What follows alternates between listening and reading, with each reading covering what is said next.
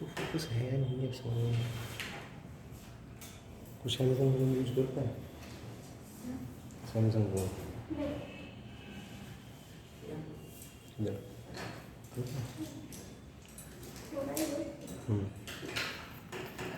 Mobile में ये auto focus mode पे है या नहीं ये चेक करना।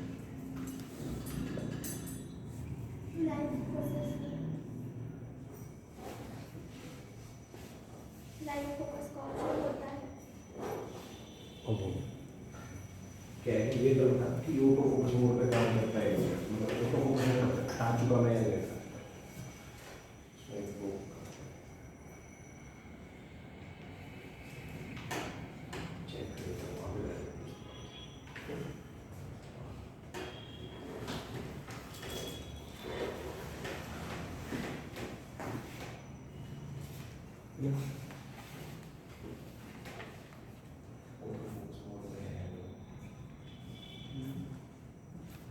हाँ sir auto focus full on.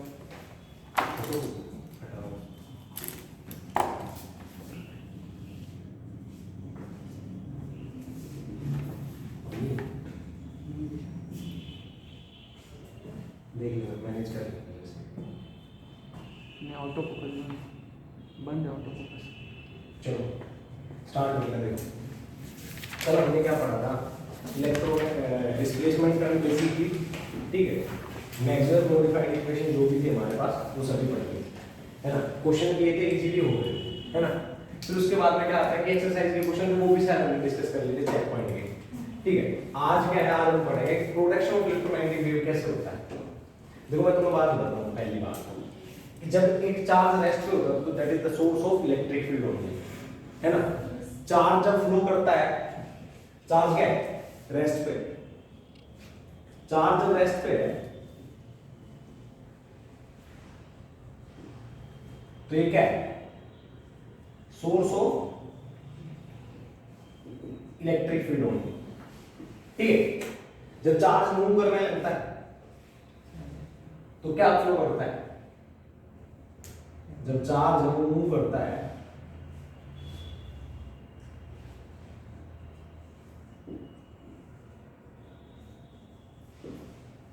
तो क्या फ्लो करता है, करंट। सिंपल सी बात है, चाहे ये पॉजिटिव चार्ज है नेगेटिव, डायरेक्शन बाद में डिसाइड करेंगे। पॉजिटिव होगा तो उधर ही करंट फ्लो करेगा जिधर पॉजिटिव चार्ज मूव कर रहा है, नेगेटिव होगा तो उसके अपोजिट, मतलब करंट फ्लो करता है। और जब करंट फ्लो करता है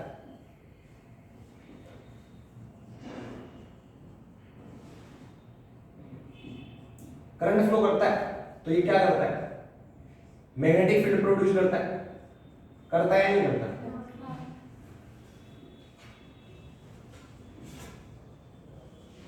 अगर आपसे बात की जाए कि जो चार्ज रेस्ट पे होता है that is the source of electric field only, और मूवमेंट किसका होता है, मैग्नेटिक फील्ड एक्स्ट्रा प्रोड्यूस कर देता है, और इलेक्ट्रिक फील्ड तो होगा ही होगा, समझ में आया, इलेक्ट्रिक फील्ड तो होगा ही होगा, ठीक है। तो रेस्ट पे जब चार्ज होता है that is source of electric field only, moving होता है तो क्या होता है, मैग्नेटिक फील्ड भी और इलेक्ट्रिक फील्ड भी, समझ में आया। बट अगर तुम्हें पता हो तो चार्ज एक वायर से अगर कांस्टेंट फ्लो कर रहा है, एक वायर है हमारे पास, हमने पढ़ा हुआ है, तो उससे r दूरी पे I करंट फ्लो कर रहा है, r दूरी पे मैग्नेटिक फील्ड की वैल्यू क्या होगी, जल्दी बताओ। I think mu nought upon 4 pi 2 I by r, अगर इनफाइनाइट लॉन्ग वायर लेते हैं ऐसा ही था ना, या कुछ और था। अरे सिंपल सी बात है, ऐसे कर लिया करो ना, b dot dl equals to mu nought I। b dl का क्या है इंटीग्रेशन, जब आप ये ऐसे बाइट से क्या होता है एम्पीयर सर्कुलर लूप बनाओगे 2 पाई r, तो mu nought I upon 2 pi r, समझ में आया। तो इसको जब आप स्टैंडर्ड फॉर्मेशन में लेके आओगे तो mu nought upon 4 pi 2 I by r, ठीक है, समझ में आया। तो ये क्या मानता है, mu nought upon 4 pi 2 I by r, समझ में आया। हाँ, तो वो अगर I कांस्टेंट, यहां पे मैग्नेटिक फील्ड आया म्यू नॉट, हाँ mu nought upon 4 pi 2 I by r, I constant है और r कांस्टेंट है तो क्या b कांस्टेंट होगा, हाँ होगा ना। हाँ, तो सर जब इलेक्ट्रिक फील्ड कांस्टेंट होगा, सॉरी मैग्नेटिक फील्ड कांस्टेंट होगा, चार्ज एक जगह पे तो भी इलेक्ट्रिक फील्ड भी कांस्टेंट है। इलेक्ट्रिक फील्ड तो कांस्टेंट है ही है क्योंकि चार्ज एक जगह पे रेस्ट पे है। अगर चार्ज मूव कर रहा है और वैसे ही चार्ज बहुत सारे मूव कर रहे हैं, वैसे ही चार्ज बहुत सारे मूव कर रहे हैं, तो हम उसका स्नैपशॉट ले लेते हैं। मान लो 5 चार्ज एक टाइम पे इस वायर से मूव कर रहे हैं, तो हम उसका स्नैपशॉट ले लें, तो क्या हर बार इससे r दूरी पे इन 5 चार्ज की वजह से इलेक्ट्रिक फील्ड आएगा वेक्टर, है ना? अगर चार्ज कांस्टेंट वेलोसिटी से मूव करेगा तो हर बार जब आप स्नैपशॉट लोगे इस वायर का, आप चेक कर रहे हो, तो क्या 5 क्यू चार्ज ही मिलेंगे यहाँ, है ना? कांस्टेंट वेलोसिटी से मूव करेंगे तो सिंपल सी बात यूनिफॉर्म फ्लो होगा, तो यहाँ पे इलेक्ट्रिक फील्ड भी कांस्टेंट होगा और I कांस्टेंट भी होगा। और I कांस्टेंट हो गया, क्या बोलते हैं, I कांस्टेंट हो गया, I कांस्टेंट हो गया तो सिंपल सी बात है E कांस्टेंट और B कांस्टेंट। जब ये दोनों कांस्टेंट हो गए तो सिंपल सी बात है कोई भी चेंज नहीं हो रहा, और कोई भी चेंज नहीं हो रहा तो इलेक्ट्रोमैग्नेटिक वेव जनरेट नहीं होगी। क्योंकि इलेक्ट्रोमैग्नेटिक वेव कैसे जनरेट होती है, एक चेंज होता है दूसरा भी चेंज होता है ना, साइनसॉइडली, समझ में? और आप ध्यान से देखो, चार्ज जब साइनसॉइडली फ्लो करेगा तो सिंपल सी बात है कोई भी चीज होती है जब साइनसॉइडली फ्लो करती है तो हम बोल देते हैं सिंपल हार्मोनिक मोशन कर रही है ना, वो सिंपल हार्मोनिक मोशन करती है। और सिंपल हार्मोनिक मोशन होता है वो एक्सेलरेटेड मोशन होता है क्या यूनिफॉर्म मोशन होता है? चार्ज जब फ्लो ऑसिलेट करता है कभी भी तो क्या उसमें हमेशा जी लगता होता है, एक्सेलरेशन होता है ना, ऑसिलेशन में एक्सेलरेशन होता है, तो हम बोल देंगे ऑसिलेटिंग चार्ज होता है वो एक्सेलरेटेड चार्ज होता है ना? होता है नहीं होता? इतना समझ में आया? दूसरी बात, अगर मैं इस I को चेंज करूं तो क्या हर बार जो इसमें Q होंगे वो अलग अलग आएंगे? I को बार बार चेंज करूं, I चेंज कैसे होगा? या तो नंबर ऑफ चार्जेस को अलग अलग कर दो या उनकी वेलोसिटी चेंज कर दो। वेल नंबर ऑफ चार्जेस को अलग अलग कर दो, या तो एकदम से ज्यादा चार्ज फ्लो करवा दिए, एकदम से कम चार्ज फ्लो करवा दिए। एक तो ये रीजन है। दूसरा क्या है? दूसरा ये है कि सर हम एक बार तेज वेलोसिटी से चार्ज फ्लो करते हैं, एक बार कम वेलोसिटी से। तेज से फ्लो करेंगे तो यहाँ पे ज्यादा चार्ज आएंगे, कम से फ्लो करेंगे तो यहाँ पे, मतलब अगर हम चार्ज को एक्सेलरेट करें, यहाँ पे चार्ज क्या कर रहा है, v कांस्टेंट है, v कांस्टेंट है तो no electromagnetic wave produce, no EM wave produce. समझ में आया? लेकिन अगर मैं करूं, हाँ सर, अगर मैं करूं कि मान लो यहाँ पे चार्ज है वो Q है, वो v क्या है, नॉट इक्वल टू कांस्टेंट है ना? इन चार्जेस की velocity not equal to constant है, तो मतलब ये एक्सेलरेट करें तो पर यूनिट टाइम कभी भी हम स्नैपशॉट लेंगे तो एक r दूरी पे यहां से हम ऑब्जर्व करेंगे तो कभी भी सेम चार्जेस इस वायर पे नहीं मिलेंगे, कभी ज्यादा कभी कम, तो इलेक्ट्रिक फील्ड भी यहां पे चेंज होगा, तो E भी क्या होगा, does not equal to constant means changes. समझ में आया? बिल्कुल बेसिक से लेके चल रहा हूं, ये चीज रटवा भी पता नहीं, थोड़ा संयम करके मैं थोड़ा टाइम ले लेते हैं, बच्चों को समझ में आनी चाहिए। और B भी क्या होगा, I चेंज होगा, सिंपल सी बात है, उससे क्या चेंज होगा, V is not equal to constant तो I भी नॉट इक्वल टू कांस्टेंट आएगा ना, तो I चेंज होगा तो क्या होगा, V is also not equal to constant तो B भी क्या करेगा, चेंज करेगा। दोनों चेंज करेंगे तो सिंपल सी बात है क्या होगा, EM वेव जनरेट हो जाएगी या प्रोड्यूस हो जाएगी। समझ में आया क्या? इस कहानी से हमें शिक्षा ये मिलती है कि कभी भी चार्ज जब एक्सेलरेट करता है तो इलेक्ट्रोमैग्नेटिक वेव जनरेट होती है नहीं। अब सिंपल सी बात है, कांस्टेंट सोर्स लगा देंगे हम, कांस्टेंट सोर्स लगा देंगे जैसे बैटरी, तो उससे चार्ज तो एक्सेलरेट करेगा नहीं, उससे चार्ज तो एक्सेलरेट करेगा नहीं। फिर हमने सोचा कि चार्ज अगर ऑसिलेट करेगा तो वो एक्सेलरेशन ही करता है, एसएचएम करेगा, चार्ज अगर एसएचएम करेगा तो एसएचएम में तो एक्सेलरेशन होता है ना, एक्सट्रीम पोजीशन पे मैक्सिमम और मीन पोजीशन पे 0 पर एक्सेलरेशन होता है ना, और एक्सेलरेशन भी चेंज होता है। पर पहली बात तो एक्सेलरेशन होता है, दैट इज हमें चाहिए, और हमें कुछ चाहिए भी। एक्सेलरेशन कांस्टेंट है, वेरिएबल है, डजंट मैटर, बट है तो सही, हमें वही चाहिए। वेलोसिटी हमें कांस्टेंट नहीं चाहिए सर, वेलोसिटी हमें कांस्टेंट नहीं चाहिए। तो कब होगा, जब एक्सेलरेशन होगा, है ना? तो मेरे दिमाग में ख्याल आया कि सर जब कांस्टेंट वेलोसिटी से मूव करेगा तो कोई फायदा नहीं, इलेक्ट्रोमैग्नेटिक वेव जनरेट नहीं होगी। तो बोला कैसे जनरेट करें? बोलो देखो, एक इंडक्टर और एक कैपेसिटर, अगर सर्किट बनाए तो पहले तुम इसको नोट डाउन कर लो, पहले तो जल्दी करो शाबाश, पहले इसको नोट डाउन करो शाबाश।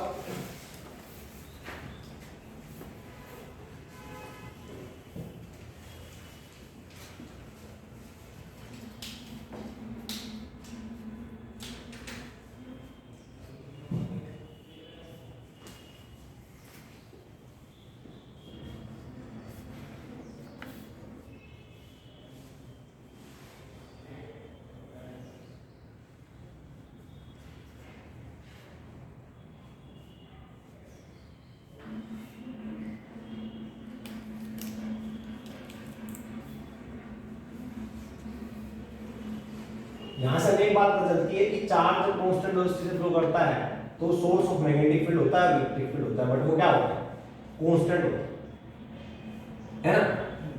और जब चार्ज एक्सेलरेट करता है तो इलेक्ट्रिक फील्ड मैग्नेटिक फील्ड का वो सोर्स तो होता है, पर वो कांस्टेंट भी नहीं होता इलेक्ट्रिक फील्ड और मैग्नेटिक फील्ड, मतलब वो चेंज होते रहते हैं। अगर वो चेंज होते हैं तो इलेक्ट्रोमैग्नेटिक वेव जनरेट होती है, मतलब चार्ज जब एक्सेलरेट करता है तो इलेक्ट्रोमैग्नेटिक वेव जनरेट होती है।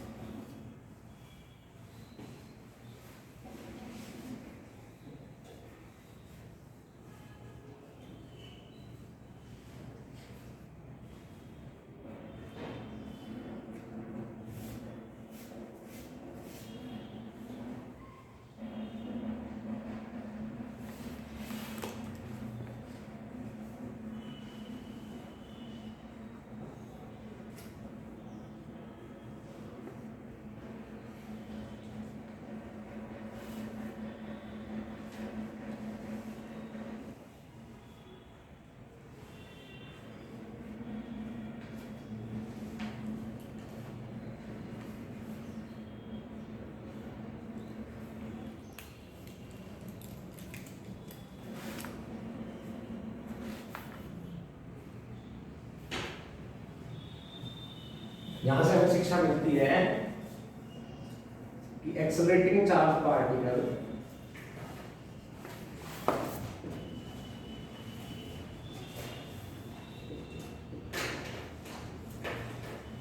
Produce EM wave. समझ में आया ना?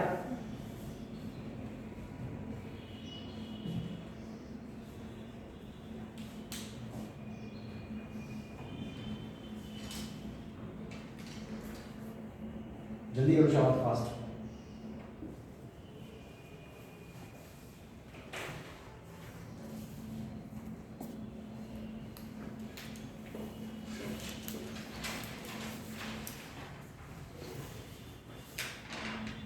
कर लिया?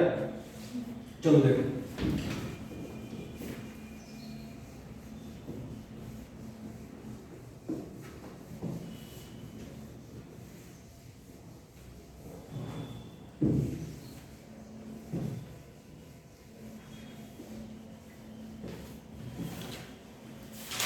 अब देखो दूसरी बात आती है कि सर हम अगर चार्ज को ऑसिलेट करवाते हैं तो एक्सेलरेट करेगा। चार्ज को ऑसिलेशन क्या होता है? एक्सेलरेशन ही तो होता है, पार्टिकल कभी इधर कभी उधर, तो उसमें एक्सेलरेशन मैंने कैलकुलेट करवाया था, वो हमेशा होता था कुछ ना कुछ, बीच में सेंटर पे आके जीरो हो जाता था, पर वो एक्सेलरेशन था कि वो वेरी करती थी वेलोसिटी, है ना? समझ में आया क्या? और सिंपल सी बात है, ऑसिलेशन में वेलोसिटी चेंज होती है, हमें इतना ही चाहिए, ठीक है? तो मैंने क्या किया कि सर मैं डीसी सोर्स लगाऊंगा तो कांस्टेंट वेलोसिटी से चार्ज फ्लो करेगा, सिंपल सी बात है ना। फिर मैंने क्या किया, ऑसिलेटर बना दिया, जैसे उस ऑसिलेटर बनाए जाते हैं सर्किट के, ठीक है? जैसे तुम्हारे मान लो तुम्हारे रेडियो वगैरह होते हैं, उसमें ऑसिलेटर लगे होते हैं। ऑसिलेटर आता है एलसी ऑसिलेटर, एल मतलब इंडक्टर और सी मतलब कैपेसिटर। मान लो मेरे पास ये कैपेसिटर है और ये इंडक्टर है, अगर इसको मैं AC source of alternating EMF से, मतलब यार मैं बोल दूं अल्टरनेटिंग सोर्स ऑफ ईएमएफ से कनेक्ट कर दूंगा, ठीक है ना। तो सिंपल सी बात, मेरे दिमाग में ख्याल आएगा कि ये V इक्वल टू क्या है, V not sign omega T, है ना, आएगा नहीं आएगा, और ये आएगा ये, तो मैं बोलूंगा यहाँ पे चार्ज जो फ्लो करेगा, हाँ चार्ज जो फ्लो करेगा वो क्या है I, और इसकी मान लो कैपेसिटिव रिएक्टेंस है XC, ठीक है, इसकी इंडक्टिव रिएक्टेंस है XL, दोनों का रिजल्टेंट मिला के क्या आ जाएगा Z, इंपीडेंस बनेगा या नहीं बनेगा, तो ये XL आ गया, दोनों का रिजल्टेंट मिला के क्या आ गया, resultant resistance of the circuit that is Z, impedance, समझ में आया। वो रिजल्टेंट रेजिस्टेंस ही होता है बट उसको अलग से नाम दिया जाता है, ठीक है ना, ठीक है, वो क्या आ जाएगा इंपीडेंस।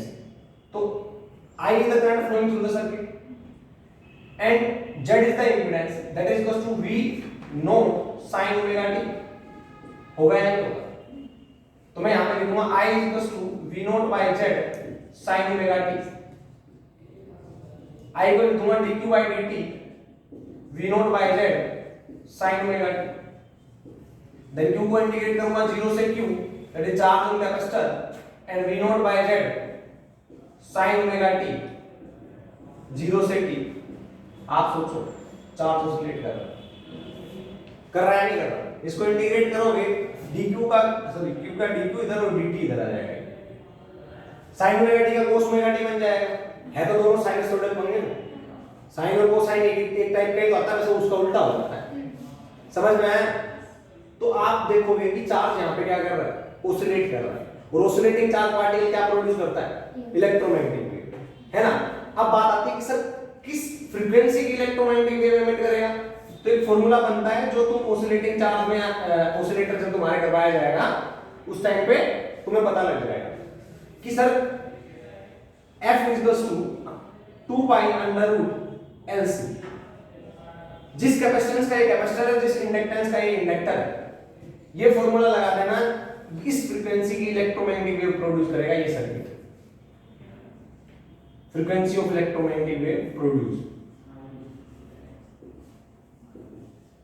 समझ में आया नहीं आया, आया क्या, नोट डाउन करो, नोट डाउन करो शाबाश जल्दी से।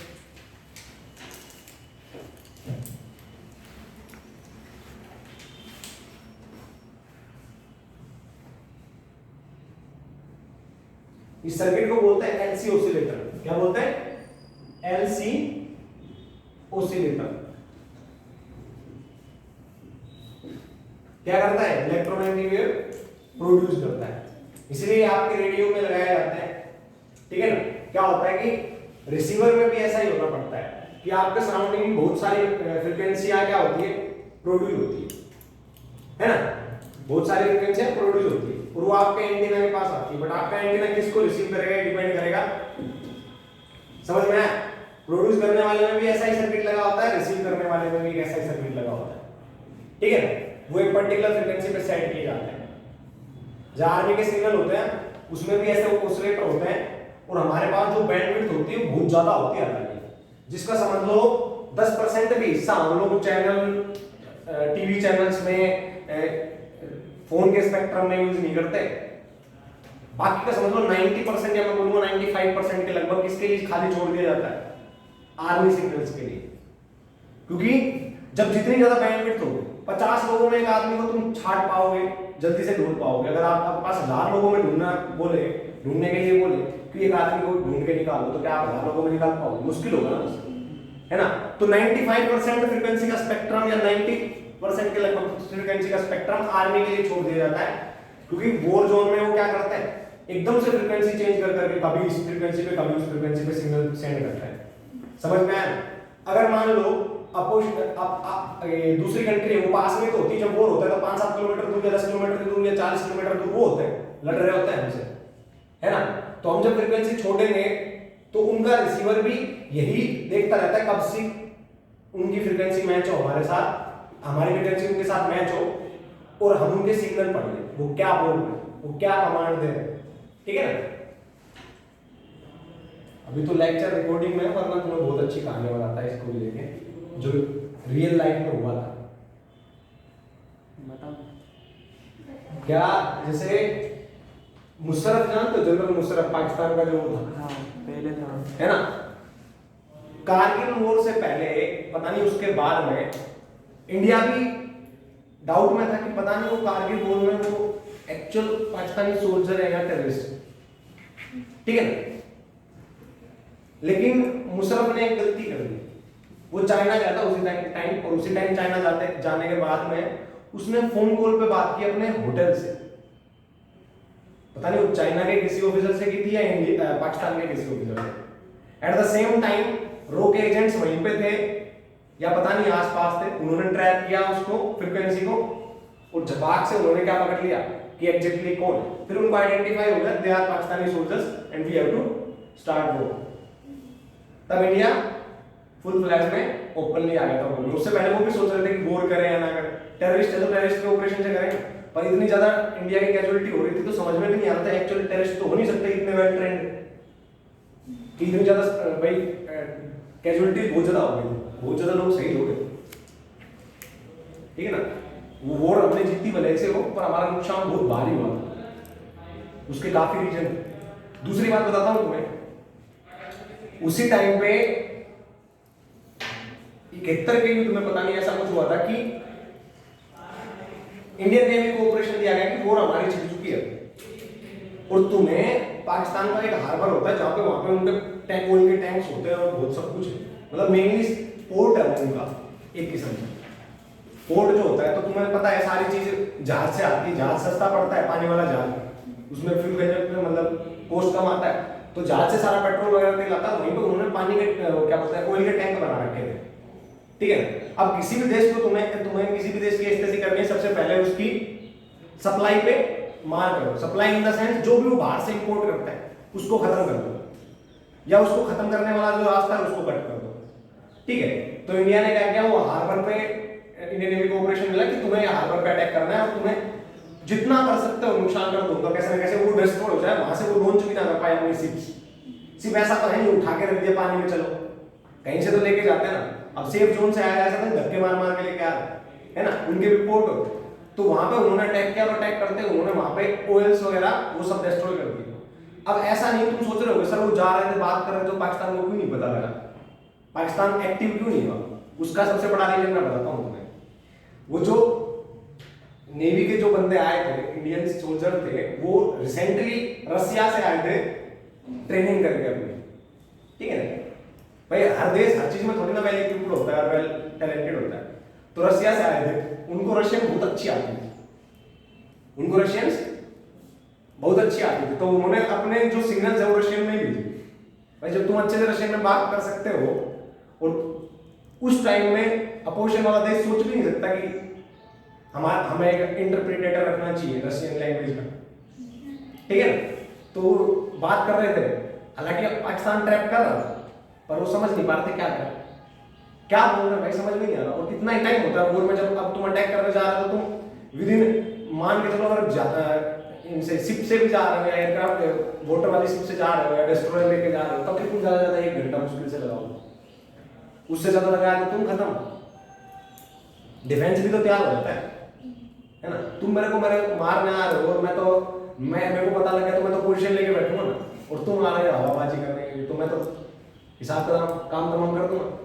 तो वो समझ नहीं पाए, और दूसरा उन्होंने 2 चीजें समझ में नहीं आई, एक तो उन्हें ये समझ में नहीं आई कि एग्जैक्टली क्या कह रहे हैं, और दूसरी ये समझ के वो डर गए कि शायद रशिया इंडिया का सपोर्ट करने में ओपन भी आ चुका है। समझ में आया ना, उस टाइम पाकिस्तान की साइड अमेरिका था और इंडिया की साइड रशिया था, तो दोनों चीजें सोच के दोनों इनके मतलब कोई भी चीज फेवर में नहीं लगी उनको, तो चुपचाप बैठे थे, जो डिस्ट्रॉय करना था उधर क्या, ठीक है।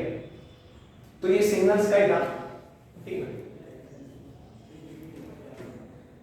अब उसके बाद में दूसरी बात आती है हमारी इलेक्ट्रोमैग्नेटिक वेव हमें प्रोड्यूस करने के लिए मैंने बोल दिया कैरेक्टरिस्टिक्स ऑफ इलेक्ट्रोमैग्नेटिक वेव, जल्दी लिखो शाबाश। Characteristics of electromagnetic wave,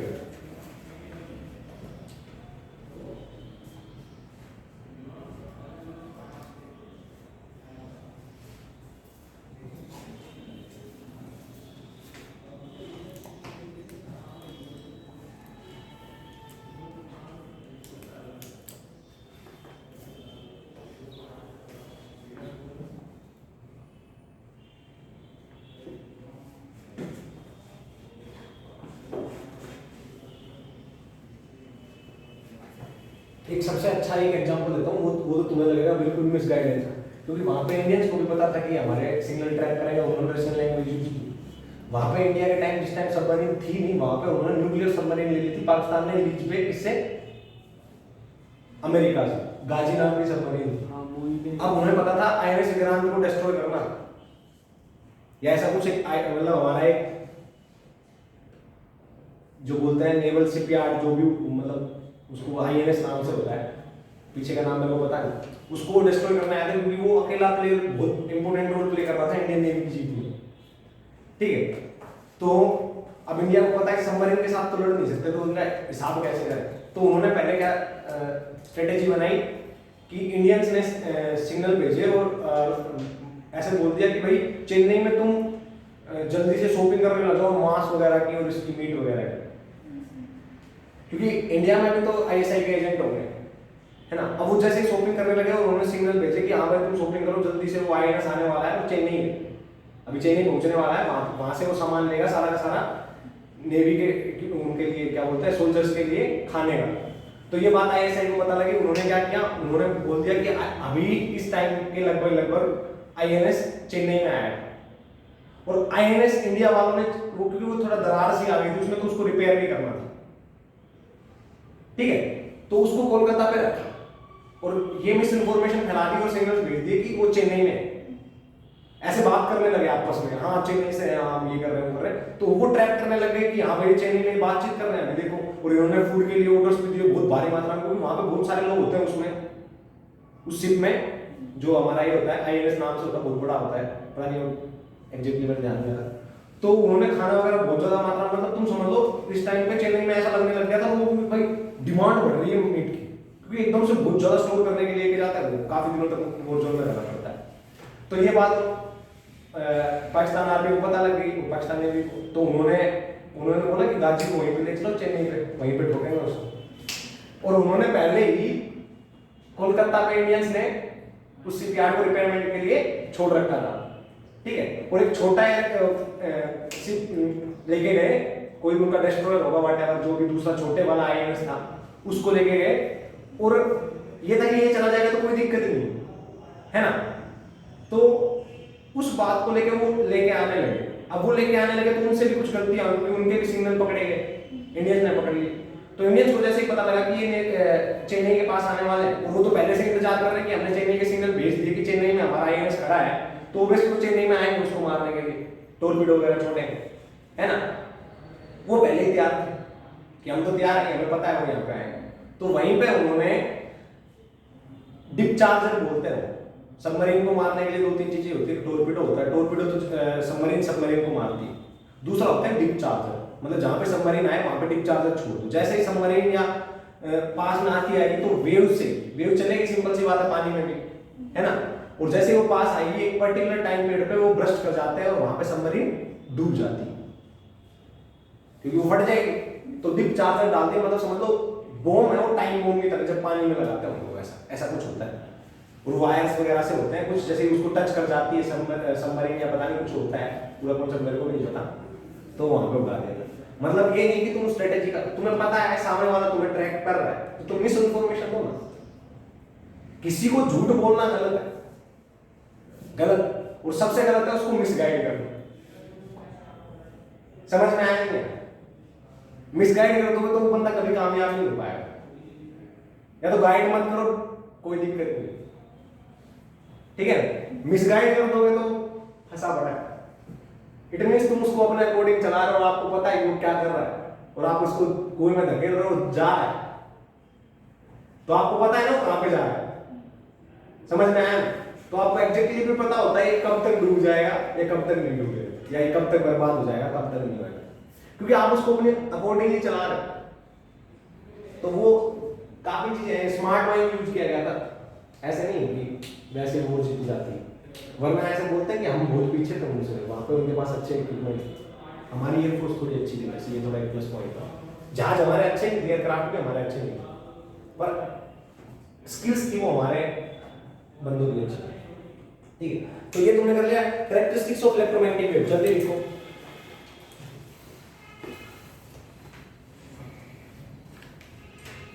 They do not require material medium for their propagation.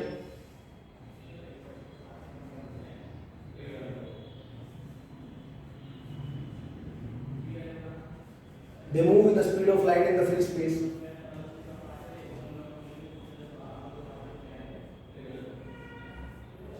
Electromagnetic wave are transverse in nature.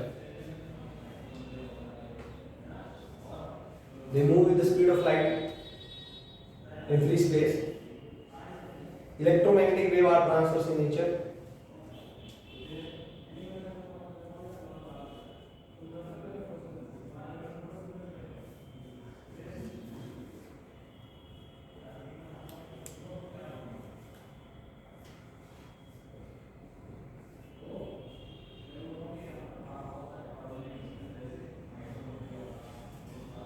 Transverse in nature का मतलब होता है इलेक्ट्रिक फील्ड मैग्नेटिक फील्ड क्या होते हैं परपेंडिकुलर होते हैं। और तुम्हें पता है मैंने जैसे बनाया था वो डायग्राम उसमें कुछ ऐसे था।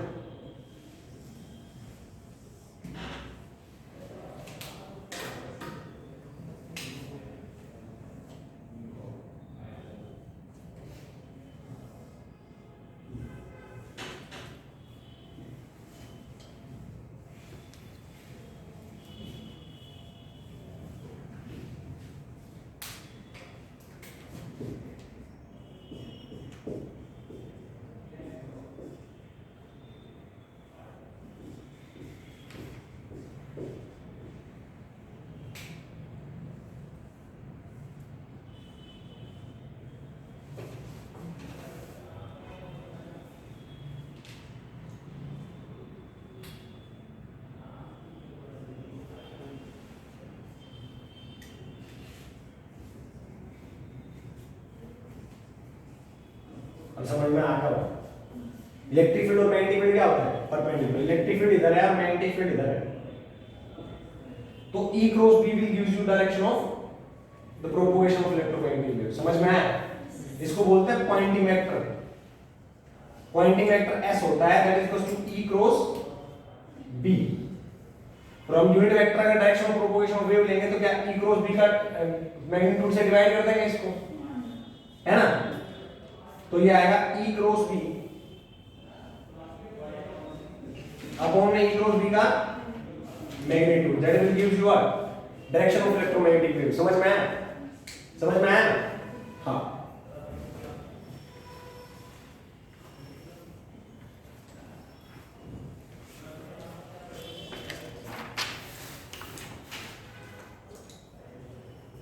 लिख लिया? डायग्राम घर पे बनाना है तो आराम से बना सकते हो, नीचे वाला ले लेना।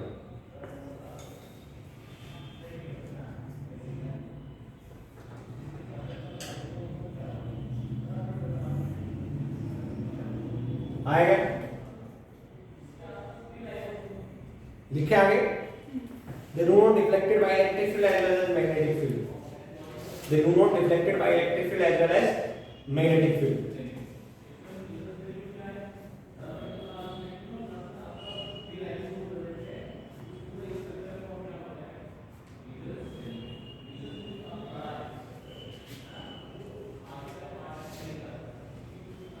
Electromagnetic wave are polarised. Polarised मतलब उसके वाइब्रेशन एक पर्टिकुलर प्लेन ऑफ पेपर में होता है। समझ में आया? हाँ। Electromagnetic wave are polarised.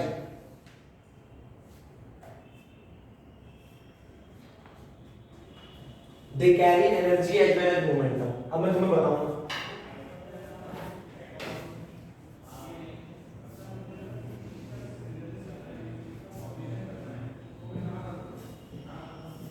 अब ध्यान से देखना और सोचना। तुम्हें पता हो तो मैंने ड्यूअल नेचर ऑफ लाइट बोला था या नहीं बोला? ड्यूअल नेचर ऑफ वेव में क्या था कि एक पार्टिकल नेचर था, एक वेव नेचर था। पार्टिकल नेचर में हमने पढ़ा था कि सर फोटो इलेक्ट्रिक इफेक्ट में कि लाइट को हम पार्टिकल मानते हैं और वहां पे हमने रेडिएशन प्रेशर भी मेजर किया था।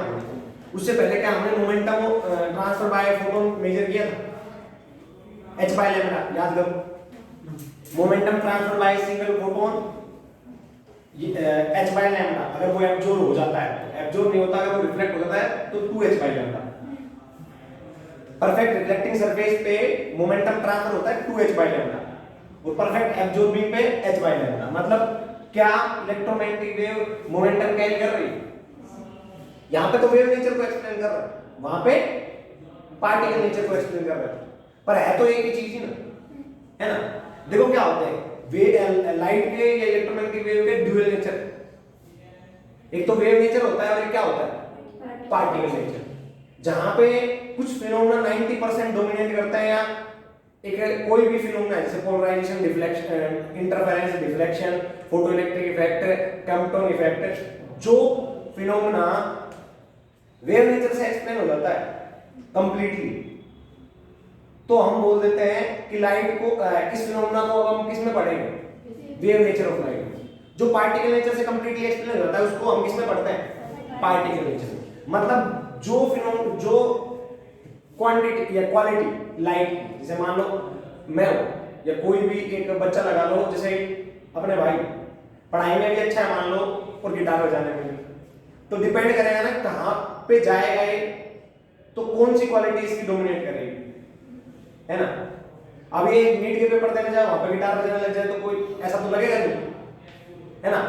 कहां पे अगर ऑडिटोरियम होगा, कंपटीशन होगा, तो बिल्कुल कौन सी क्वालिटी डोमिनेट करेगी जो इसकी है, कौन सी गिटार बजाने, है ना। और जो पेपर देने जाएगा वो कौन सी पढ़ाई, है ना। समझ में आया। तो अगर मान लो इसने सक्सेस गेन कर ली, इसने एम्स में इसका एडमिशन हो गया, तो कोई इसके ऊपर स्टोरी लिखेगा या न्यूज में आएगी, तो मैक्सिमम बातें किस पे होंगी, पढ़ाई कैसे करता था, ऐसे थोड़ी होगा गिटार कैसे बजाता था। सक्सेस स्टोरी में आएगा तो ये किसकी स्टोरी में आएगा, सक्सेस स्टोरी में गिटार बजाने की में या पढ़ाई की, पढ़ाई की में आएगा। तो वहां पे एक्सप्लेनेशन किसकी दी जाएगी सबसे ज्यादा, कि पढ़ाई कैसे करता था, यही पूछेंगे ना मीडिया वाले। समझ में आएगा, अपने आपको एक्सप्लेन किस में करेगा, पढ़ाई में करेगा ना। ऐसे थोड़ी कि हाँ सर मैं नीट में मेरा फर्स्ट रैंक आ गया, मैं गिटार बजाने में बहुत अच्छा हूं, ऐसा थोड़ी बोलेगा। सब बोलेंगे ना सर आप पढ़ते कैसे थे, ये बताओ, सब कुछ बताओ, ये एनालिसिस, है ना। वो लोग सुनना भी यही चाहेंगे, है ना। वो अलग बात है गिटार बजाने में अच्छी रैंकिंग आ गया, अच्छा टॉप कर जाए, तो वहां पे भी लोग गिटार बजाने का सुनेंगे, वो थोड़ी ना सुनेंगे हाँ जी आप डॉक्टर हो, अच्छा अब बताओ कैसे पढ़ाई की थी डॉक्टर। समझ में आया नहीं आया। तो ऐसे ही लाइट के दो नेचर होते हैं, दोनों नेचर में से जो डोमिनेट करता है उसी से उस फिनोमेना को उसी नेचर में पढ़ते हैं। जैसे फोटो इलेक्ट्रिक इफेक्ट को किस में पढ़ते हैं, पार्टिकल नेचर ऑफ लाइट में, ठीक है, समझ में आया। और जैसे इंटरफेरेंस डिफ्रैक्शन किस में पढ़ेंगे, वेव नेचर ऑफ लाइट में, ऑप्टिक्स में, वेव ऑप्टिक्स में पढ़ोगे आप लोग, ठीक है, समझ में आया। हाँ, तो ये पोलराइज होती है, एनर्जी और मोमेंटम कैरी करते हैं, पता लगे क्योंकि फोटोन होता है उसकी एनर्जी होती है, समझ में आया। हाँ, फोटोन होता है उसकी एनर्जी होती है, तो लाइट की एनर्जी भी कैरी करती है, मोमेंटम भी कैरी करते हैं। तो नॉर्मल में तुम्हें वैसे बता दिया होगा, ठीक है। उसके बाद में आता है कि ये रेडिएशन प्रेशर एक्सर्ट करती है, जो प्रेशर एक्सर्ट करती है उसको क्या बोलते हैं, रेडिएशन प्रेशर, जो मैं आपको करवा चुका हूं sir, the exert pressure on the surface on which they fall, समझ में आया, जिस पे फोन करती है ना। तो वहां पे प्रेशर एक्सर्ट करती है, उसको बोलते हैं रेडिएशन प्रेशर,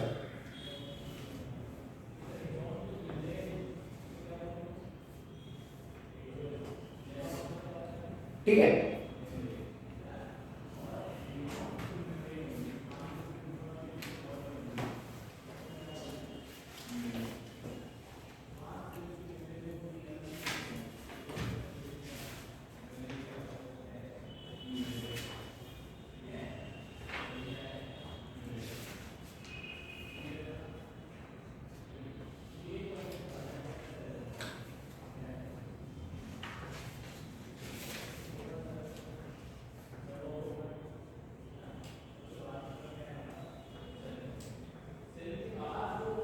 देखो तो अभी कुछ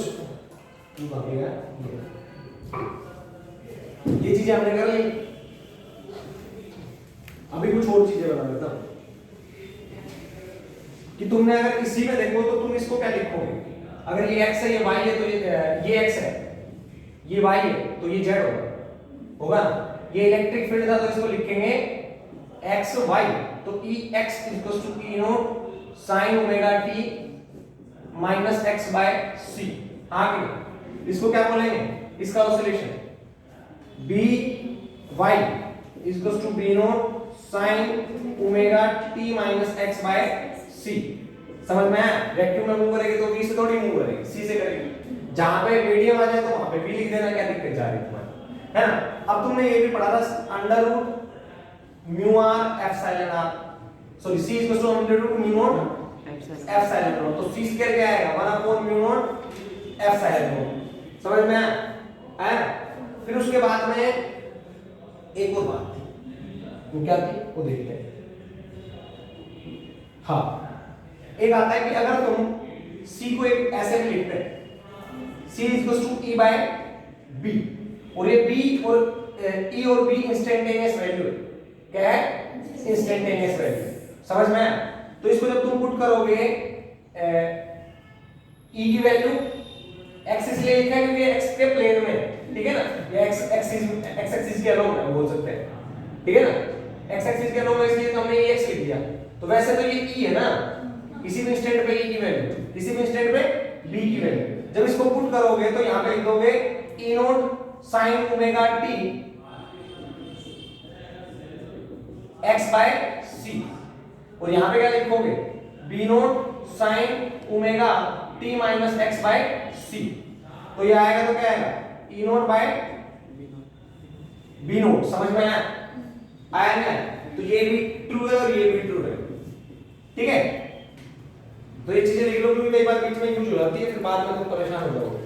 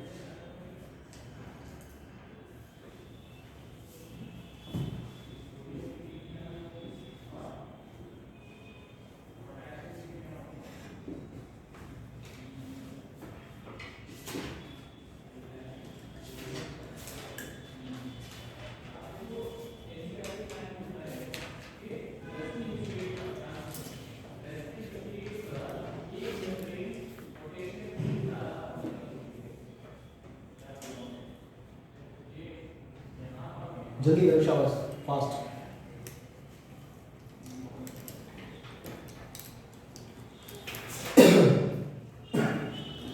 चले, अब देखो तुमने देखा था एक चीज और देखी थी कि अगर पार्टिकल नेचर ले तो हम बोलते थे नंबर ऑफ पार्टिकल, इंटेंसिटी की बात करें तो क्या है number of particle falling per unit time per unit surface area, intensity. तो नंबर ऑफ पार्टिकल बढ़ा देंगे तो इंटेंसिटी बढ़ जाती है अगर पार्टिकल नेचर ले तो, है ना। और वेव नेचर ले तो तुम्हें पता होगा इंटेंसिटी ऑफ वेव में हमने क्या कहा था, intensity is directly proportional to a square, 2 pi square f square जो आगे आया था म्यू स्क्वायर a स्क्वायर, ऐसा कुछ आया था, याद है या नहीं यार? इंटेंसिटी का फॉर्मूला था 2 pi square a square f square mu square, है ना, ऐसा कुछ आया था। वो अलग ऊपर a स्क्वायर जरूर था, मतलब intensity directly proportional to amplitude of the wave. तो वेव नेचर में इंटेंसिटी डायरेक्टली प्रोपोर्शनल होती है एम्पलीट्यूड के स्क्वायर के, और पार्टिकल नेचर में किसमें होती है, number of particle falling per unit time per unit surface area. समझ में आया? नंबर ऑफ पार्टिकल्स पे होती है, ठीक है ना, क्योंकि तुमने पार्टिकल नेचर पढ़ रखा है तो तुम्हें पता भी है, चीजें मैं तुम्हें पढ़ा चुका हूं ऑलरेडी, है ना। तो तुम्हें कोई ऐसी संख्या वाली बात नहीं होनी चाहिए, ठीक है। और दोनों अभी अभी बनाए हैं लेटेस्ट, ज्यादा टाइम नहीं हुआ है, तो ये चीज इन्होंने बता रखी। फिर इसके बाद में पॉइंटिंग वेक्टर आता है। पॉइंटिंग वेक्टर जो ये बेसिकली क्या देता है, ये देता है direction of flow of electromagnetic wave, ठीक है, किस डायरेक्शन में इलेक्ट्रोमैग्नेटिक वेव फ्लो करेगी, ठीक है ना। तो अगर हम इसका एवरेज निकालते हैं दैट गिव्स अस इंटेंसिटी, इसका एवरेज निकालेंगे तो वो क्या देगा हमें, इंटेंसिटी। समझ में आया? तो हम इसी की बात करते हैं। देखो आ जाओ सभी,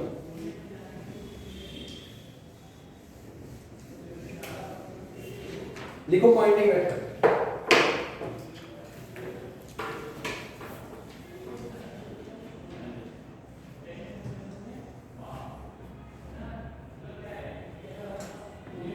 It gives us direction of flow of energy